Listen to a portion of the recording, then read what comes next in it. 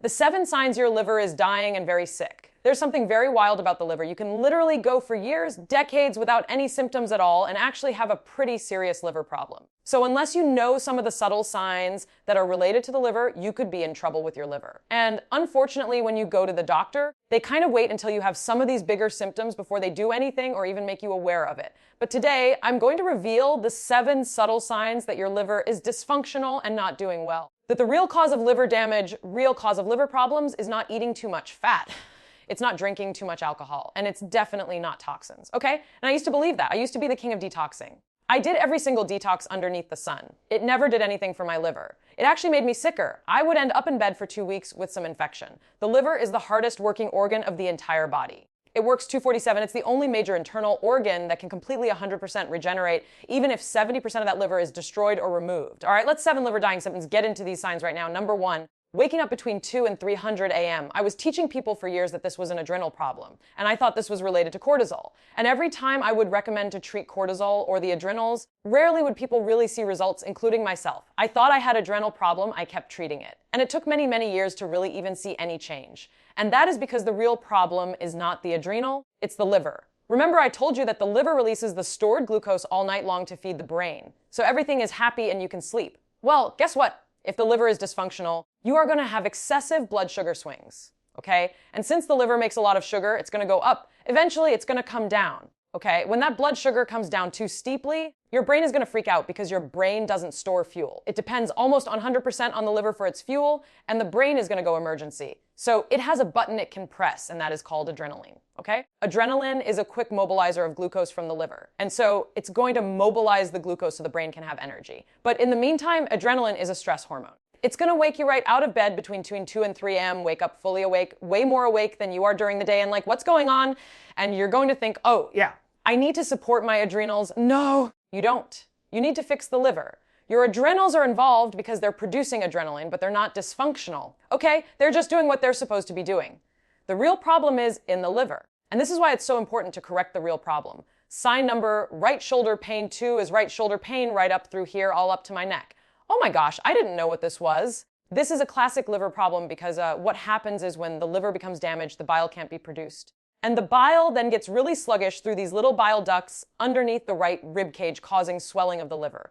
There's a nerve that goes from the diaphragm all the way up here. It's called the phrenic, and that kind of swells up, and then it causes shoulder pain. Now, the pancreas on the left side also can overcompensate, and you also have a phrenic nerve on the left. You could also have it on the left side too, but it's mainly on the right side. All because of this one food that I'm going to talk about in just a bit. All right, number 3, bruise easily. Why is that? Because your liver makes clotting factors. And if it can't make clotting factors, you're going to bleed excessively, and you're going to notice that you just bruise yourself, and you're like, what is going on?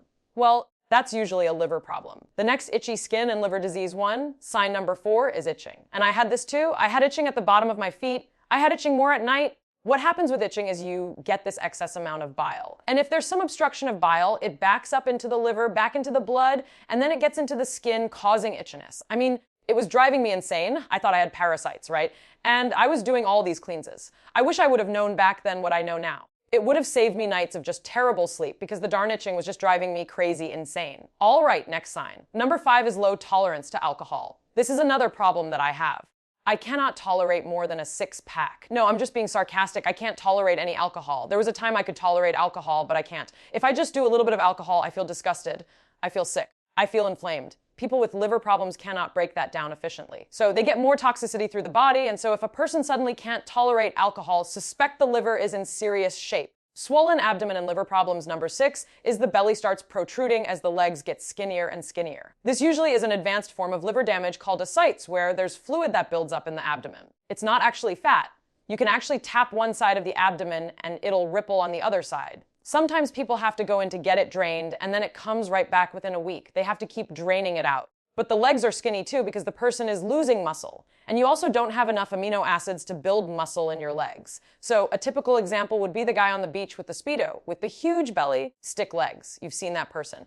And they usually are sitting there with a margarita, right? A lot of alcohol. And that's a classic problem with advanced liver issues. Last one, number 7, is your brain gets very irritated because you're not able to break down protein effectively and you're getting a backup of ammonia. The ammonia cannot be cleared. You can kind of smell it in a person's breath. And even sometimes when you go into a nursing home, when I would work in nursing homes taking x-rays, I would walk through and I'd be like, I just smell ammonia. That is a liver situation, has a certain distinct smell. But the problem is that goes to the brain and it really affects the cognitive function. The person's personality can change. They get highly irritable, angry easily. They have a short fused brain fog. They can't focus. But other than that, they're perfectly fine. And I'm being sarcastic. Okay. Now, I want to share something with you that's just mind blowing. Okay.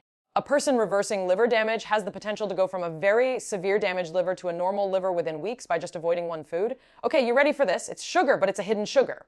Okay? It is called industrial starch. Now, what is industrial starch? It's all the hidden sugar and all the junk foods. Okay, they make it usually from cornstarch. So what really exploded in the 70s was the conversion of corn into flour and all these other things. I mean, they can make gasoline ethanol from corn, right? Well, they can make glucose from corn, synthetic sugar from corn, synthetic starch from corn, and the scaling of fast food to give you these cheap thickeners and fillers because that's really what it is. It's a filler. Okay? Okay? And the average person consumes literally 200 labs of this stuff per year. I mean, just check this out. Maltodextrin on the glycemic index is way above sugar, okay? Sugar is like 75, then you have glucose, which is 100. But maltodextrin goes between 140 to 180. And it's not even classified as a sugar. And this is why people who've never even had one drop of alcohol on their lips can develop a fatty liver or even advanced cirrhosis. It's coming from something else. All right, so now let's show you how to improve liver health quickly.